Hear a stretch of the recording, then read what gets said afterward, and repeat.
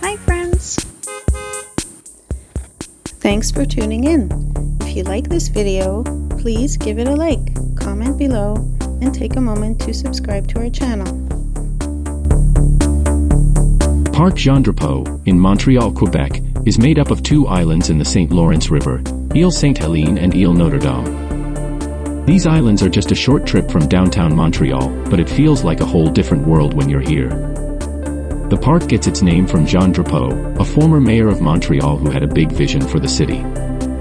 Île Notre-Dame, one of the park's islands, was actually man-made in the 1960s, using leftover materials from the construction of Montreal's metro. In 1967, the park became famous as the site of Expo 67, a world fair that showcased cultures, innovations, and ideas from around the globe.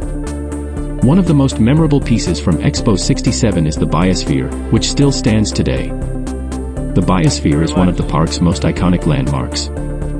This massive geodesic dome was originally built to represent the United States at Expo 67. It was designed by Buckminster Fuller, a visionary architect known for his futuristic ideas. The dome is a museum dedicated to the environment and sustainable development. The exhibits focus on topics like climate change, biodiversity, and protecting our planet. Beyond the Biosphere, Parc Jean-Drapeau has so much to offer. There are peaceful walking and biking trails, gardens full of flowers, and spots to relax by the river. In the summer, you can visit Jean d'Or Beach or take a swim in the outdoor pool. Île Notre-Dame is home to the Montreal Casino and Circuit Gilles Villeneuve, where Formula One races are held every year. The views of the St. Lawrence River are gorgeous, and you can even see the Montreal skyline in the distance. Thanks for joining us as we explore Parc Jean-Drapeau in Montreal, Quebec.